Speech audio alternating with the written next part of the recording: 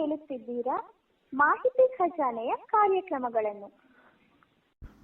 ನೀವು ಕೇಳುತ್ತಿದ್ದೀರಾ ಪ್ರಶ್ನೆಗಳ ಲೋಕ, ವಿವಿಧ ಪ್ರಶ್ನೋತ್ತರಗಳ ವಿಶೇಷ ಕಾರ್ಯಕ್ರಮ.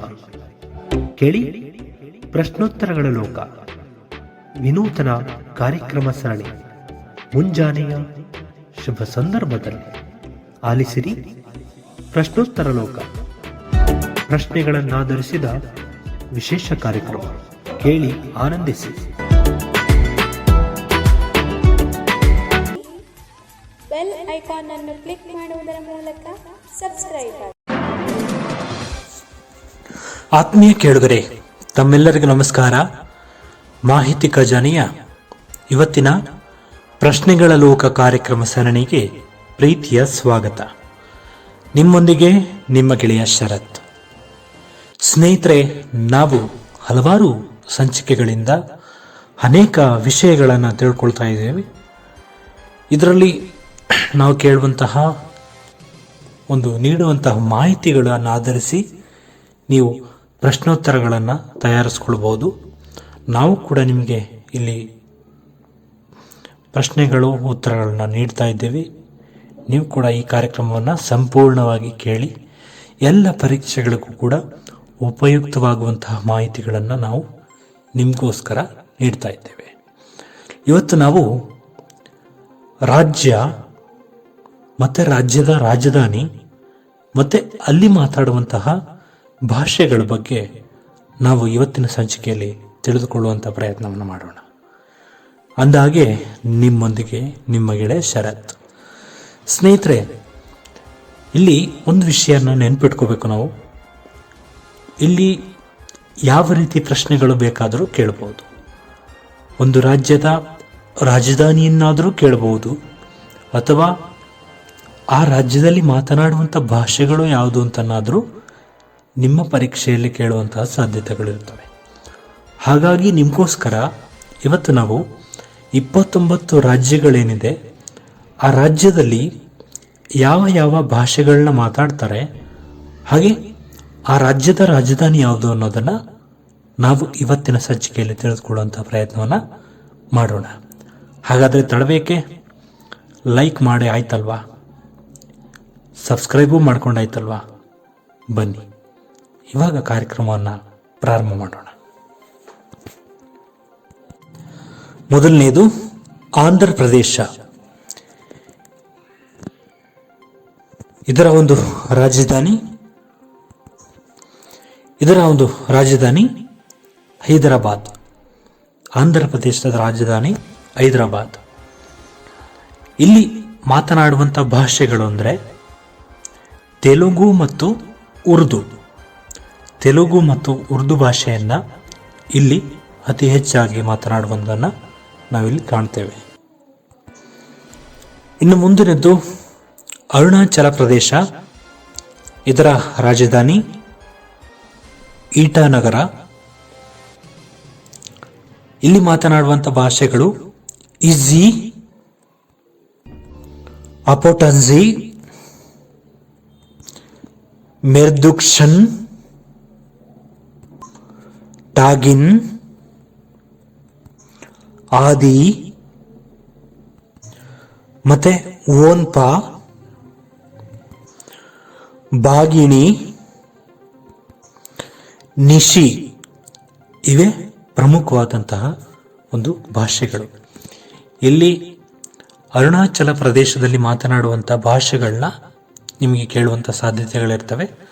ಹಾಗಾಗಿ ಇಂತಹ ಅಂಶಗಳನ್ನ ತಾವು ಬರೆದಿಟ್ಕೊಳ್ಳೋದ್ರ ಮೂಲಕ ಅಥವಾ ಶಾಶ್ವತವಾಗಿ ಯೂಟ್ಯೂಬ್ನಲ್ಲಿ ಇರೋದರಿಂದ ಇಲ್ಲಿಂದನೂ ಕೂಡ ನೀವು ಕೇಳಿ ತಿಳಿದುಕೊಳ್ಳುವಂಥ ಸಾಧ್ಯತೆಯನ್ನು ಮಾಡಬಹುದು. ಸೊ ಇದು ಒಂಥರ ಭಾಷೆಗಳೇ ಒಂಥರ ಇದೆ. ಹಾಗಾಗಿ ನೀವು ಇದನ್ನು ನೋಟ್ ಮಾಡಿ ಇಟ್ಕೊಂಡ್ರೆ ನಿಮಗೆ ತುಂಬ ಅನುಕೂಲ ಆಗುತ್ತೆ. ಇನ್ನು ಮುಂದಿನದು ಅಸ್ಸಾಂ. ಇದರ ಒಂದು ರಾಜಧಾನಿ ದಿಸ್ಪುರ ಅನ್ನೋದು ಇದರ ಒಂದು ರಾಜಧಾನಿ. ಇದು ನಿಮಗೆಲ್ಲ ಗೊತ್ತೇ ಇದೆ. ಇಲ್ಲಿ ಮಾತನಾಡುವಂಥ ಭಾಷೆ ಅಸ್ಸಾಮಿ. ದಿಸ್ಪುರ ಅನ್ನೋದು ಇದರ ಒಂದು ರಾಜಧಾನಿ. ಇಲ್ಲಿ ಅಸ್ಸಾಮಿ ಭಾಷೆಯನ್ನ ಮಾತನಾಡ್ತಾರೆ. ಇನ್ನು ಬಿಹಾರ, ಇಲ್ಲಿ ಮಾತನಾಡುವಂಥ ಭಾಷೆ ಹಿಂದಿ. ಇಲ್ಲಿ ಇದರ ರಾಜಧಾನಿ ಪಾಟ್ನಾ. ಪಾಟ್ನಾ ಅನ್ನೋದು ಬಿಹಾರದ ಒಂದು ರಾಜಧಾನಿಯಾಗಿರುತ್ತೆ. ಇಲ್ಲಿ ಹಿಂದಿ ಭಾಷೆಯನ್ನ ಮಾತನಾಡ್ತಾರೆ. ಇನ್ನು ಛತ್ತೀಸ್ಗಢ, ಇದರ ರಾಜಧಾನಿ ರಾಯ್ಪುರ. ಇಲ್ಲೂ ಕೂಡ ಹಿಂದಿ ಭಾಷೆಯನ್ನ ಮಾತನಾಡ್ತಾರೆ. ಇನ್ನು ಗೋವಾ, ಇದರ ಒಂದು ರಾಜಧಾನಿ ಪಣಜಿ. ಮರಾಠಿ ಮತ್ತು ಕೊಂಕಣಿ ಭಾಷೆಯನ್ನು ಇಲ್ಲಿ ಪ್ರಮುಖವಾಗಿ ಮಾತನಾಡ್ತಾರೆ. ಇನ್ನು ಗುಜರಾತ್, ಇದರ ಒಂದು ರಾಜಧಾನಿ ಗಾಂಧಿನಗರ. ಇಲ್ಲಿ ನಿಮ್ಗೆಲ್ರಿಗೂ ಗೊತ್ತಿದೆ, ಗುಜರಾತಿ ಭಾಷೆಯನ್ನ ಹೆಚ್ಚಾಗಿ ಮಾತನಾಡ್ತಾರೆ. ಇನ್ನು ಹರಿಯಾಣ, ಇಲ್ಲಿ ಇದರ ಒಂದು ರಾಜಧಾನಿ ಚಂಡೀಗಢ. ಇಲ್ಲಿ ಹಿಂದಿ ಭಾಷೆಯನ್ನ ಹೆಚ್ಚಾಗಿ ಮಾತನಾಡ್ತಾರೆ. ಹಿಮಾಚಲ ಪ್ರದೇಶ, ಇದರ ಒಂದು ರಾಜಧಾನಿ ಸಿಮ್ಲಾ. ಇಲ್ಲಿ ಹಿಂದಿ ಮತ್ತು ಪಹಾಡಿ ಭಾಷೆಯನ್ನ ಪ್ರಮುಖವಾಗಿ ಮಾತನಾಡ್ತಾರೆ. ಇನ್ನು ಮಿಜೋರಾಂ, ಇದರ ಒಂದು ರಾಜಧಾನಿ ಐಜ್ವಾಲ್. ಇದನ್ನ ನೋಟ್ ಮಾಡ್ಕೊಳ್ಳಿ, ಇದು ನಿಮಗೆ ನೆನ್ಪುಡಿಯಲು ಹೊಡೆಯೋದು ಕಷ್ಟ ಇದೆ. ಐಜ್ವಾಲ್ ಅನ್ನೋದು ಇದರ ಒಂದು ರಾಜಧಾನಿಯಾಗಿರುತ್ತೆ. ಮಿಜೋ ಮತ್ತು ಇಂಗ್ಲಿಷ್ ಭಾಷೆಯನ್ನ ಇಲ್ಲಿ ಪ್ರಮುಖವಾಗಿ ಮಾತನಾಡ್ತಾರೆ. ಜಮ್ಮು ಮತ್ತು ಕಾಶ್ಮೀರ, ಇದು ವಿಶೇಷ ಅಂತ ಅನ್ಸುತ್ತೆ. ಬೇಸಿಗೆಯಲ್ಲಿ ಶ್ರೀನಗರ ಇದರ ಒಂದು ರಾಜಧಾನಿಯಾಗಿರುತ್ತೆ. ಆದರೆ ಚಳಿಗಾಲದಲ್ಲಿ ಮಾತ್ರ ಜಮ್ಮು ಇದರ ಒಂದು ರಾಜಧಾನಿ ಆಗಿರುತ್ತೆ. ಇದು ಒಂದು ಪ್ರಶ್ನೆಗಳು ಬರುವಂತ ಸಾಧ್ಯತೆ ಇರುತ್ತೆ. ಹಾಗಾಗಿ ಚಳಿಗಾಲದಲ್ಲಿ ಮತ್ತು ಬೇಸಿಗೆಗಾಲದಲ್ಲಿ ರಾಜಧಾನಿಯನ್ನ ಬದಲಾಯಿಸುವಂತಹ ರಾಜ್ಯ ಯಾವುದು ಅಂತ ನಿಮಗೆ ಪ್ರಶ್ನೆಗಳನ್ನ ಕೇಳುವಂಥ ಸಾಧ್ಯತೆಗಳಿರ್ತವೆ. ಹಾಗಾಗಿ ಇದರ ಬಗ್ಗೆನೂ ಕೂಡ ನೀವು ಗಮನ ಇಟ್ಕೊಳ್ಳೋದು ಬಹಳ ಒಳ್ಳೆಯದು. ಇಲ್ಲಿ ಪ್ರಮುಖವಾಗಿ ಕಾಶ್ಮೀರಿ, ಹಿಂದಿ, ಡೋಗ್ರಿ, ಲಡಾಖಿ, ಪಹಾಡಿ ಮತ್ತು ಪಂಜಾಬಿ ಮತ್ತು ದಾದ್ರಿ ಭಾಷೆ, ಇದನ್ನು ಪ್ರಮುಖವಾಗಿ ಇಲ್ಲಿ ಮಾತನಾಡ್ತಾರೆ. ಇನ್ನು ಜಾರ್ಖಂಡ್, ಇದರ ಒಂದು ರಾಜಧಾನಿ ರಾಂಚಿ ಆಗಿರುತ್ತೆ. ಇಲ್ಲಿ ಹಿಂದಿ ಭಾಷೆಯನ್ನ ಹೆಚ್ಚಾಗಿ ಮಾತನಾಡ್ತಾರೆ. ಇನ್ನು ಕರ್ನಾಟಕ ನಿಮ್ಗೆಲ್ರಿಗೂ ಗೊತ್ತಿದೆ, ಬೆಂಗಳೂರು, ಇಲ್ಲಿ ಕನ್ನಡ ಭಾಷೆಯನ್ನ ಹೆಚ್ಚಾಗಿ ಮಾತನಾಡ್ತಾರೆ. ಇನ್ನು ಕೇರಳ, ಇದರ ಒಂದು ರಾಜಧಾನಿ ತಿರುವನಂತಪುರ. ಇಲ್ಲಿ ಮಲಯಾಳಂ ಭಾಷೆಯನ್ನ ಹೆಚ್ಚಾಗಿ ಮಾತನಾಡ್ತಾರೆ. ಇನ್ನು ಮಧ್ಯಪ್ರದೇಶ, ಇದರ ಒಂದು ರಾಜಧಾನಿ ಭೋಪಾಲ್. ಇಲ್ಲಿ ಹಿಂದಿ ಭಾಷೆಯನ್ನ ಹೆಚ್ಚಾಗಿ ಮಾತನಾಡ್ತಾರೆ. ಇನ್ನು ಮಹಾರಾಷ್ಟ್ರ, ಇದರ ರಾಜಧಾನಿ ಮುಂಬೈ. ಇಲ್ಲಿ ಮರಾಠಿ ಭಾಷೆಯನ್ನ ಹೆಚ್ಚಾಗಿ ಮಾತನಾಡ್ತಾರೆ. ಇನ್ನು ಮಣಿಪುರ, ಇದರ ರಾಜಧಾನಿ ಇಂಫಾಲ್. ಇಲ್ಲಿ ಹಿಂದಿ ಭಾಷೆಯನ್ನ ಹೆಚ್ಚಾಗಿ ಮಾತನಾಡ್ತಾರೆ. ಇನ್ನು ಮೇಘಾಲಯ, ಇದರ ರಾಜಧಾನಿ ಶಿಲಾಂಗ್. ಇಲ್ಲಿ ಪ್ರಮುಖವಾಗಿ ಮಾತನಾಡುವಂತಹ ಭಾಷೆಗಳು ಅಂದರೆ ಖಾಸಿ, ಜೈಂದಿಯಾ ಮತ್ತು ಗಾರೋ ಭಾಷೆಗಳು. ಇದನ್ನು ಕೂಡ ನೋಟ್ ಮಾಡಿ ಇಟ್ಕೊಳ್ಳೋದು ಬಹಳ ಒಳ್ಳೆಯದು. ಇನ್ನು ನಾಗಾಲ್ಯಾಂಡ್, ಇದರ ಒಂದು ರಾಜಧಾನಿ ಕೊಹಿಮಾ. ಇಲ್ಲಿ ಪ್ರಮುಖವಾಗಿ ಮಾತನಾಡುವ ಭಾಷೆಗಳು ಅಂದರೆ ಆವೋ, ಕೊನ್ಯಾಕ, ಅಂಗಾಮಿ, ಸೆಮಾ ಮತ್ತು ಲೋತಾ. ಇವು ಪ್ರಮುಖವಾದ ಭಾಷೆಗಳನ್ನ ಇಲ್ಲಿ ಮಾತನಾಡ್ತಾರೆ. ಇನ್ನು ಒರಿಸ್ಸಾ, ಇದರ ರಾಜಧಾನಿ ಭುವನೇಶ್ವರ. ಇಲ್ಲಿ ಮಾತನಾಡುವ ಭಾಷೆ ಅಂದರೆ ಒರಿಯಾ. ಇದು ತಮ್ಮೆಲ್ಲರಿಗೂ ಗೊತ್ತಿರುವಂತ ವಿಷಯ. ಇನ್ನು ಪಂಜಾಬ್, ಇದರ ರಾಜಧಾನಿ ಚಂಡೀಗಢ. ಇಲ್ಲಿ ಪಂಜಾಬಿ ಭಾಷೆಯನ್ನ ಮಾತನಾಡ್ತಾರೆ. ಇನ್ನು ರಾಜಸ್ಥಾನ, ಇದರ ರಾಜಧಾನಿ ಜೈಪುರ. ಇಲ್ಲಿ ರಾಜಸ್ಥಾನಿ ಮತ್ತೆ ಹಿಂದಿ ಭಾಷೆಯನ್ನ ಹೆಚ್ಚಾಗಿ ಮಾತನಾಡ್ತಾರೆ. ಇನ್ನು ಸಿಕ್ಕಿಂ, ಇದರ ರಾಜಧಾನಿ ಗ್ಯಾಂಗ್ ಟಾಕ್. ಇಲ್ಲಿ ಭೂಟಿಯಾ, ಹಿಂದಿ, ನೇಪಾಳಿ,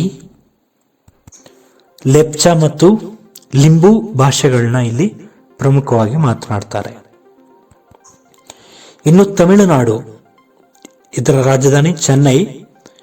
ಇಲ್ಲಿ ಪ್ರಮುಖವಾಗಿ ತಮಿಳು ಭಾಷೆಯನ್ನ ಮಾತನಾಡ್ತಾರೆ. ಇನ್ನು ತ್ರಿಪುರಾ, ಇದರ ರಾಜಧಾನಿ ಅಗರ್ತಲಾ. ಇಲ್ಲಿ ಪ್ರಮುಖವಾಗಿ ಬಂಗಾಳಿ, ತ್ರಿಪುರಿ ಹಾಗೆ ಮಣಿಪುರಿ, ಕೋಕೋ ಬರಕ್ ಭಾಷೆಗಳನ್ನ ಇಲ್ಲಿ ಪ್ರಮುಖವಾಗಿ ಮಾತನಾಡ್ತಾರೆ. ಇನ್ನು ಉತ್ತರ ಪ್ರದೇಶ, ಇದರ ಒಂದು ರಾಜಧಾನಿ ಲಕ್ನೋ. ಇಲ್ಲಿ ಹಿಂದಿ ಭಾಷೆಯನ್ನು ಪ್ರಮುಖವಾಗಿ ಮಾತನಾಡ್ತಾರೆ. ಉತ್ತರಾಂಚಲ, ಇದರ ರಾಜಧಾನಿ ಡೆಹ್ರಾಡೂನ್. ಇಲ್ಲಿ ಹಿಂದಿ ಭಾಷೆಯನ್ನ ಪ್ರಮುಖವಾಗಿ ಮಾತನಾಡ್ತಾರೆ. ಇನ್ನು ಪಶ್ಚಿಮ ಬಂಗಾಳ, ಇದರ ರಾಜಧಾನಿ ಕೋಲ್ಕತ್ತಾ. ಇಲ್ಲಿ ಮಾತನಾಡುವ ಭಾಷೆ ಅಂದ್ರೆ ಬಂಗಾಳಿ ಭಾಷೆಯನ್ನ ಇಲ್ಲಿ ಮಾತನಾಡ್ತಾರೆ. ಇನ್ನು ಕೊನೆಯದು ತೆಲಂಗಾಣ, ಇದರ ಒಂದು ರಾಜಧಾನಿ ಹೈದರಾಬಾದ್.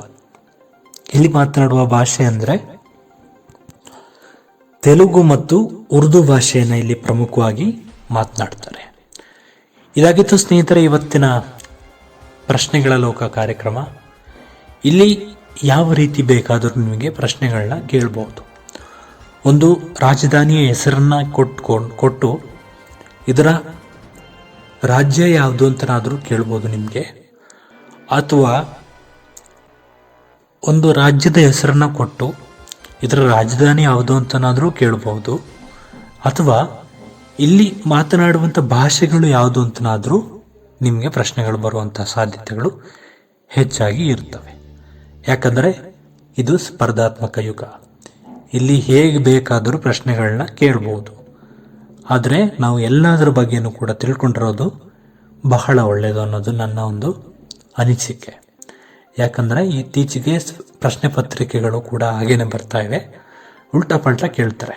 ಅಂದರೆ ಒಂದು ಕಡೆ ಏನು ಮಾಡ್ತಾರೆ, ಒಂದು ರಾಜ್ಯದ ರಾಜಧಾನಿಯನ್ನು ಕೊಡ್ತಾರೆ, ಅದರ ರಾಜ್ಯ ಯಾವುದು ಅಂತ ನಾವು ಅದನ್ನು ಬರಿಬೇಕಾಗತ್ತೆ.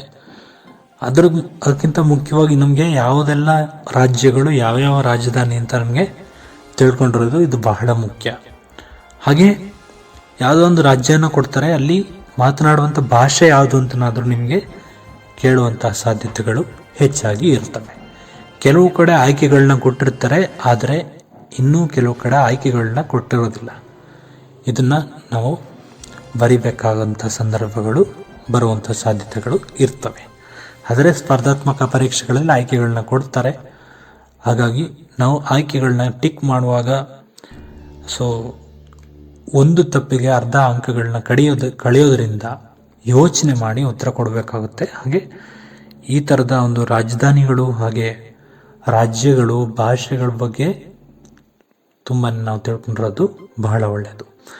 ಇಲ್ಲಿಗೆ ಈ ಸಂಚಿಕೆಯನ್ನು ಮುಗಿಸುವಂಥ ಸಮಯ ಕೂಡ ಬಂದಾಯಿತು. ಇನ್ನು ಯಾರು ಸಬ್ಸ್ಕ್ರೈಬ್ ಮಾಡದೆ ನೋಡ್ತಾ ಇದ್ದೀರಾ, ಈ ಒಂದು ಪ್ರಯತ್ನ ನಿಮಗೆ ಇಷ್ಟ ಆದರೆ ಸಬ್ಸ್ಕ್ರೈಬ್ ಮಾಡ್ಕೊಳ್ಳಿ, ಕರೆಂಟ್ ಸೆಟ್ಟಿಂಗ್ ಇಲ್ಲ ಆಲ್ ಅಂತ ಸೆಲೆಕ್ಟ್ ಮಾಡ್ಕೊಳ್ಳಿ.